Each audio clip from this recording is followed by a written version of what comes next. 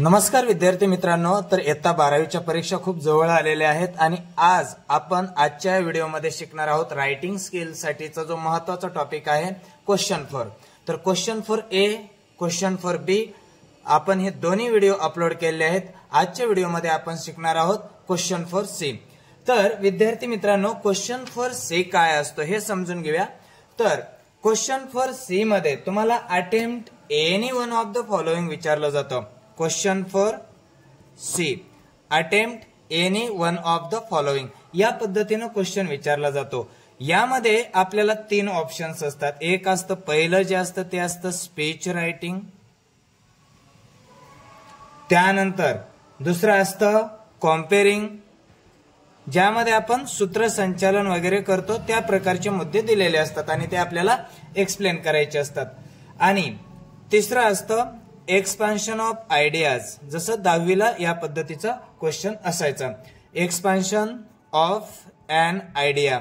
तर तुम्हाला या ठिकाणी कुठलाही एक विचार, सुविचार, मन या किंवा कोटेशन दिलेला असेल आणि त्यावर तुम्हाला एक्सप्लेन करायचं असतं। तर आपण जर इयत्ता 10वीला खूप छान अभ्यास केलेला असेल तर आपल्याला यापैकी जर विचार केला, कॉम्पेअरिंग असेल किंवा एक्सपान्शन ऑफ एन आयडिया असेल किंवा स्पीच रायटिंग असेल, तर यापैकी सगळ्यात सोपं जातं स्पीच रायटिंग आणि या तिन्हीपैकी एक लिहायचं आणि आपल्याला त्यासाठी आहेत 4 मार्क्स। तर विद्यार्थी मित्रांनो, आजच्या व्हिडिओमध्ये आपण स्पीच रायटिंग पाहूया। आता पहा, जास्त वेळ घालवायची गरजच नाही आहे आपल्याला। जर तिन्हीपैकी एकच लिहायचंय ना, तर आपण तयारी करतानाच एकाचीच तयारी करायची। जसं की क्वेश्चन फॉर ए यापैकी एक लिहायचा, क्वेश्चन फॉर बी तिन्हीपैकी एक लिहायचा आणि क्वेश्चन फॉर सी ह्या तिन्हीपैकी एक लिहायचंय। तर आज आपण शिकूया स्पीच रायटिंग, कारण हे सोपं असतं। तर विद्यार्थी मित्रांनो, स्पीच रायटिंग करायचं कसं असतं हे सुरुवातीला समजून घेऊया। तर पहिली गोष्ट आहे, तुम्हाला 100 ते 150 शब्दांमध्ये स्पीच लिहायचं असतं। आता स्पीचची सुरुवात करताना काय करायचं, आपण इमॅजिन करायचं की आपण स्वतः भाषण देत आहोत आणि त्या पद्धतीनं स्पीचची सुरुवात करायची।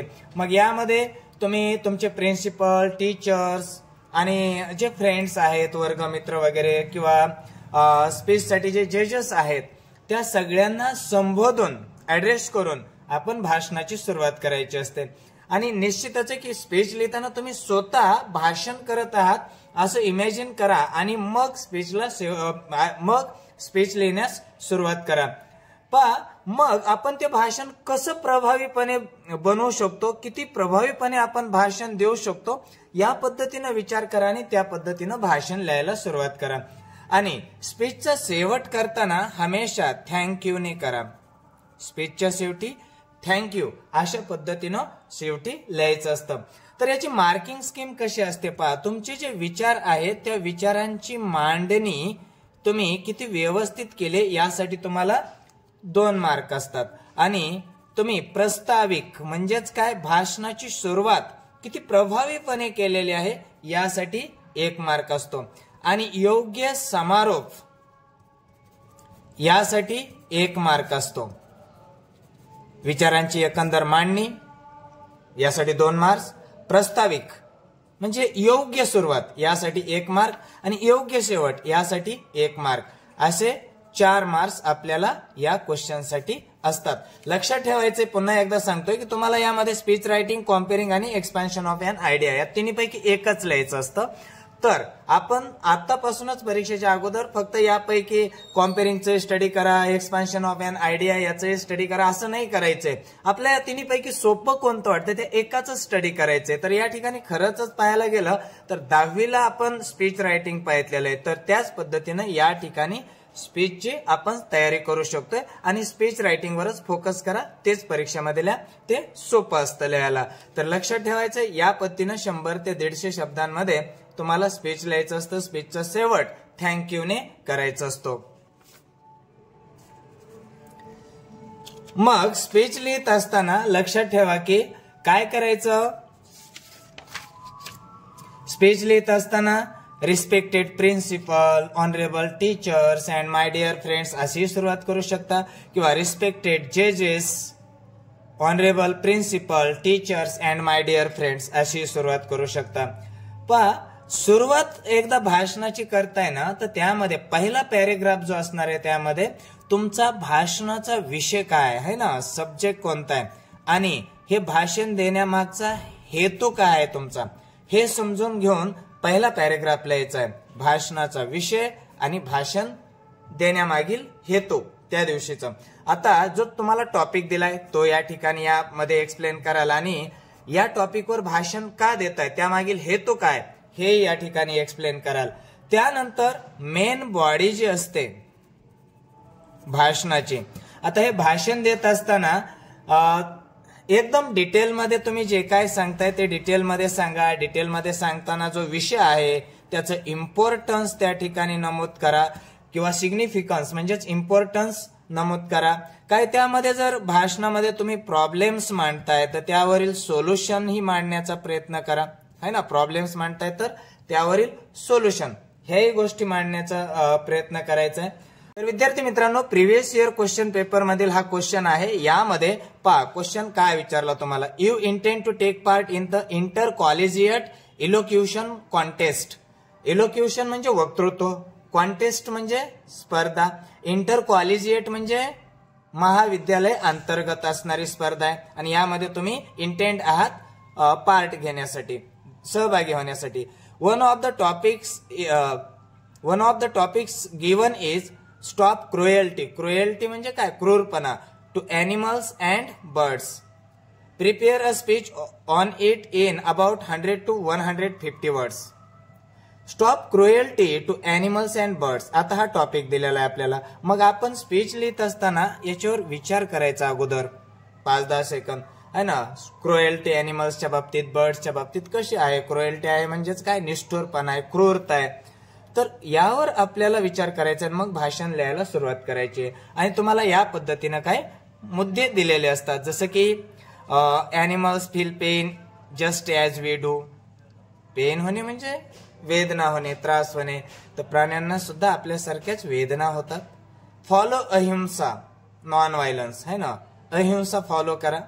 याच्यावर तुम्ही गांधीजींचे वगैरे उदाहरण देऊ शकता, कारण ते नॉन व्हायलन्सला फॉलो करत होते. बी ह्युमेन आणि मानव बना. या पद्धतीचा तुम्हाला गेल्या वर्षी क्वेश्चन विचारला होता. जर असा क्वेश्चन आलेला असेल तर योग्य सुरुवात कशी करायची, एकंदर स्पीच कसं लिहायचं, हे सगळं आजच्या व्हिडिओमध्ये आपण शिकणार आहोत. So let's get started. मग आपण सुरुवात करूया. रिस्पेक्टेड जजेस,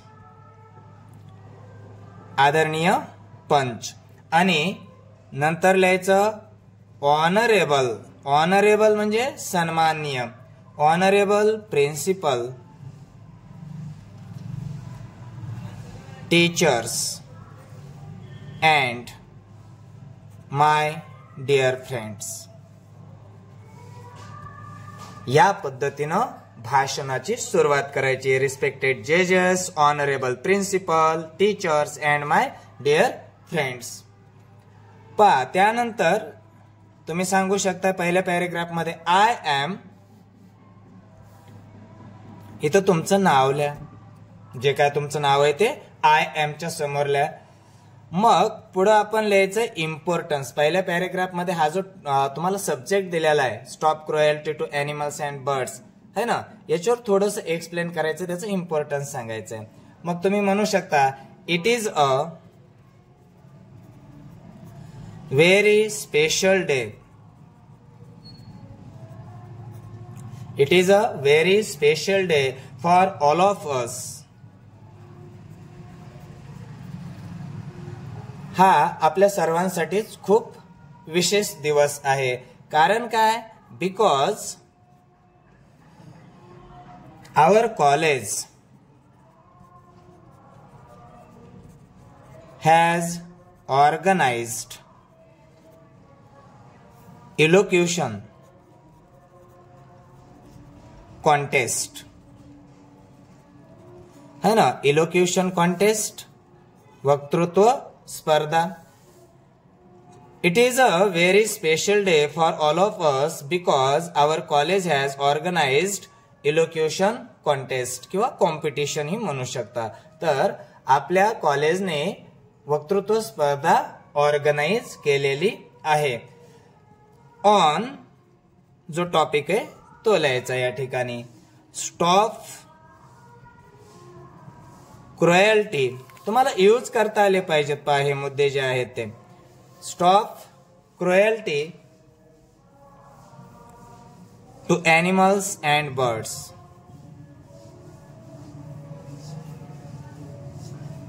to animals and birds.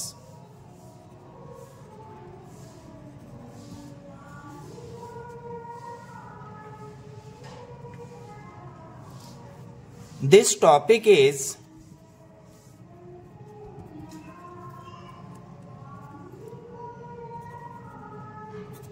very close to my heart. तर हे सेंटेन्स तर पाठ करून ठेवू शकता.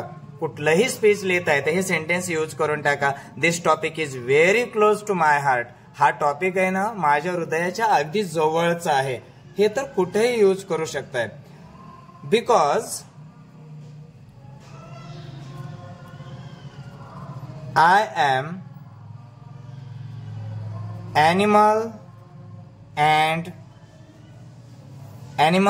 and birds lover. मी पशु आणि पक्षी प्रेमी आहे. या पद्धतीनं पहिला पॅरेग्राफ आपण बनवलेला आहे. आता एकंदर डिटेल मध्ये स्पीच लिहायचं आहे. We all know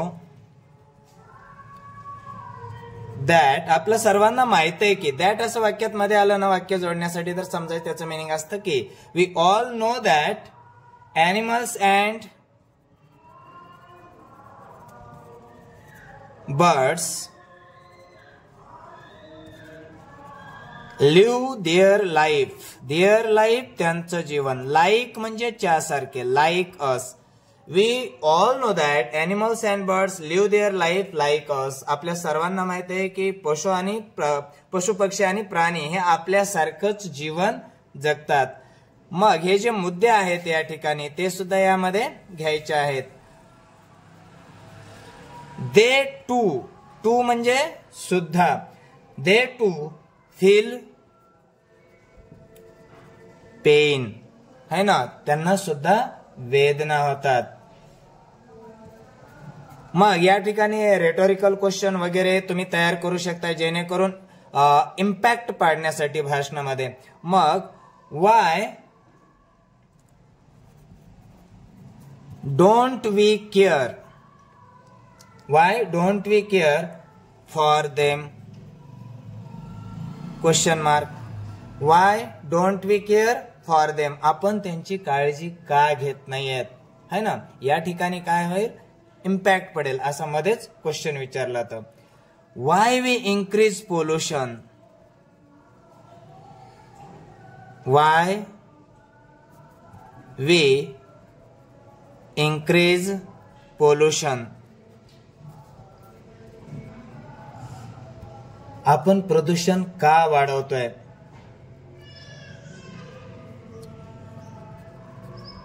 Why we throw garbage and plastic bags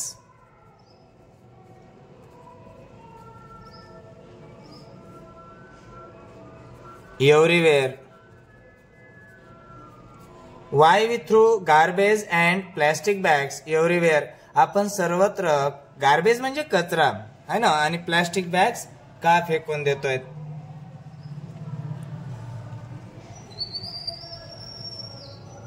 Animals eat and it leads to. leads म्हणजे पर्यावसन होणे है ना. त्यामुळं काहीतरी परिणाम होणे. it leads to painful death of animals.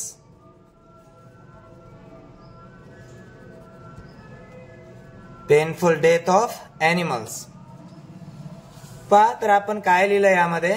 It is a very special day for all of us because our college has organised elocution contest on stop cruelty to animals and birds.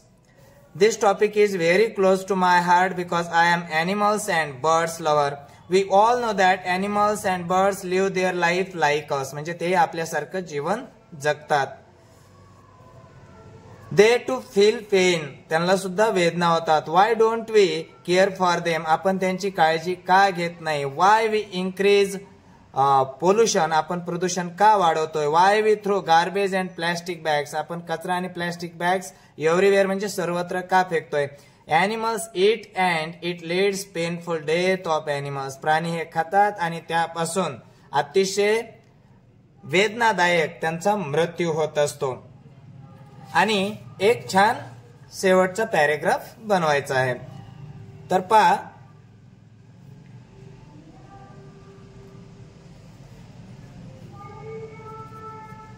we live in country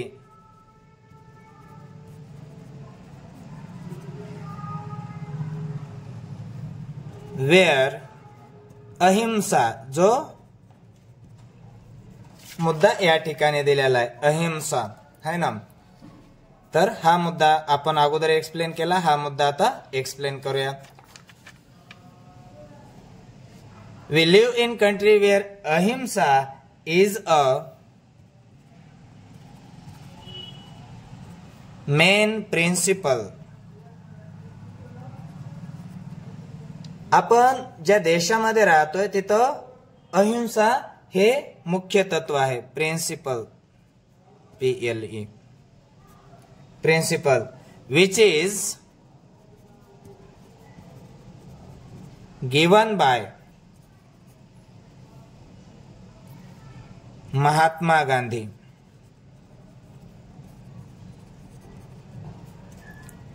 to us. आपण अशा देशामध्ये राहतोय जेथे महात्मा गांधींनी आपल्याला अहिंसा हे तत्व दिलेलं आहे. सो म्हणून stop cruelty to animals and birds. आणि लास्ट आपण शेवटचा जो कंक्लुजनचा पॅरेग्राफ आहे तो कसा लिहायचा असतो तेही पाहूया. इन कंक्लुजन, कंक्लुजनचा अर्थ असतो शेवट किंवा समारोप. I would like to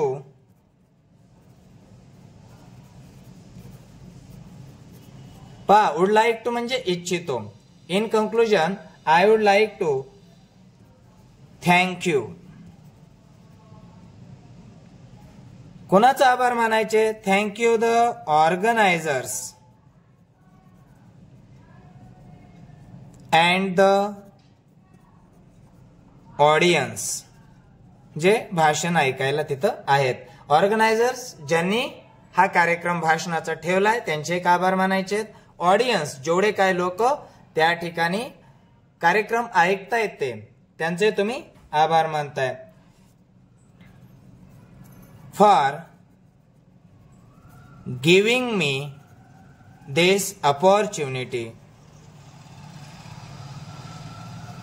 For giving me this opportunity and listening carefully. In conclusion, शेवटी I would like to thank you, मी आभार मानू इच्छितो. would like to म्हणजे इच्छितो. The organizers, ज्यांनी हा कार्यक्रम किंवा भाषणाचा कार्यक्रम ठेवलेला आहे ते असतात ऑर्गनायझर्स. अँड द ऑडियन्स, श्रोतागण जेवढे ऐकतायत लोक ते सगळे ऑडियन्स असतात. For giving me this opportunity, ही मला संधी दिल्याबद्दल आणि काळजीपूर्वक ऐकल्याबद्दल मी तुमचे आभार मानतोय. तर या पद्धतीने शेवट केल्यानंतर पुन्हा एकदा म्हणू शकता वन्स अगेन, पुन्हा एकदा थँक यू सो मच, पुन्हा एकदा आपले खूप खूप आभार. या पद्धतीनं विद्यार्थी मित्रांनो भाषण लिहायचं आहे. सुरुवातीला क्वेश्चन व्यवस्थित वाचून घ्यायचा, त्यानंतर योग्य सुरुवात करायची आहे आणि व्यवस्थितरित्या संपूर्ण भाषण लिहायचंय आणि शेवटी कंक्लुजन हा पॅरेग्राफ लिहायचा आहे. या पद्धतीनं